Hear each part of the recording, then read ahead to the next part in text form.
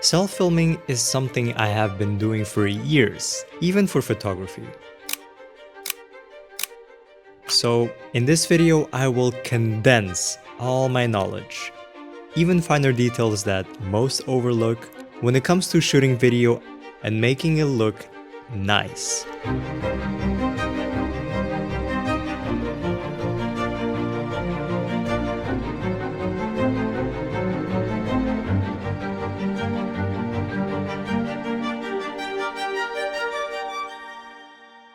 First of all, gear doesn't matter. As long as it records in HD, you're pretty much good to go.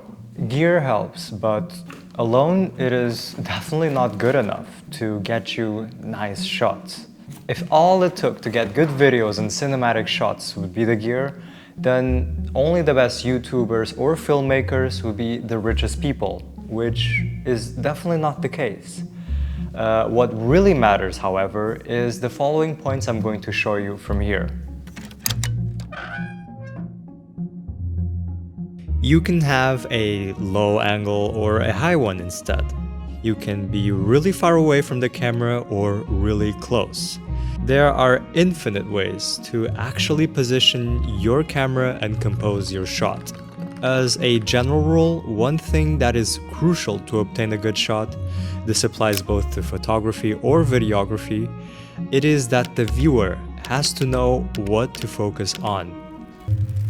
So for example, in this shot, it's me and my partner, and there's snow falling. There's a lot of movement with the snow, but immediately you know what to focus on, and it is on us, because we're the only people around.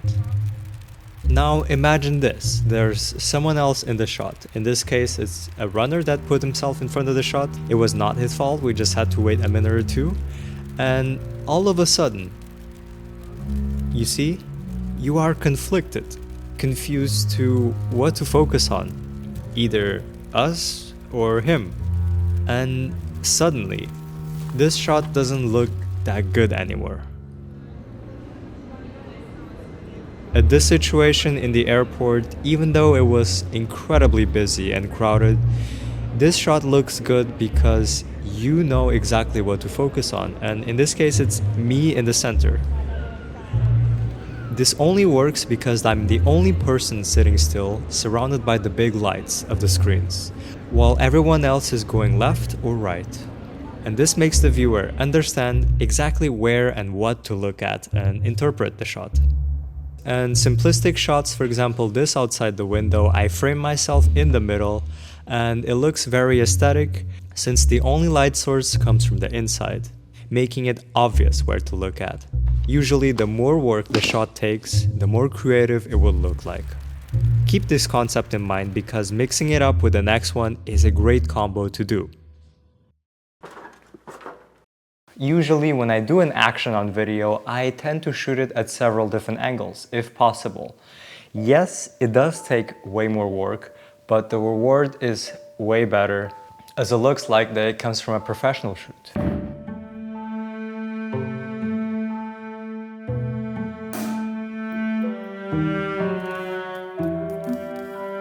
There are essentially three types of shots: wide, medium, and close-up shots.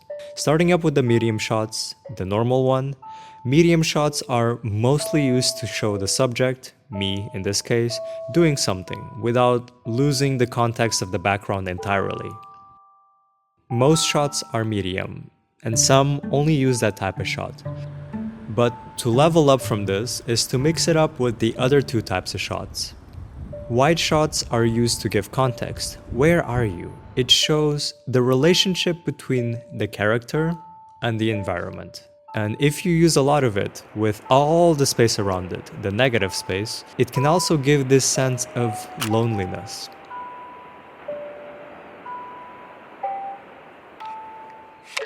Close-up shots focus often on a specific detail. It is usually used to emphasize an important element in the story of the video. It can also show facial expressions better. And remember, as you're mixing all the tips together, you're basically leveling up your video skills, and it is important to think of them all at the same time.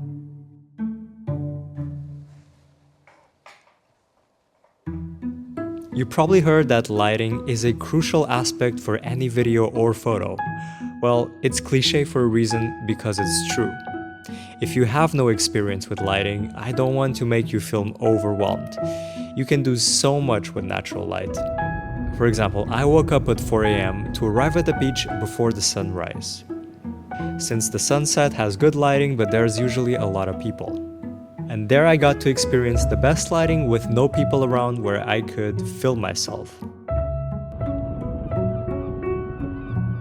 I went through all the work because the lighting at that time looks way better compared to midday sun.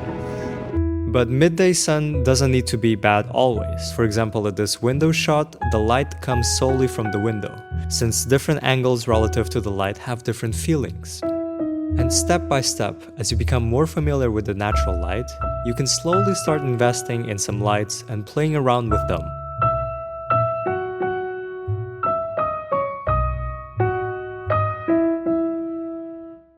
So from here, I'm entering a world that usually other people's don't go, but it is equally as important as lighting, and it is music.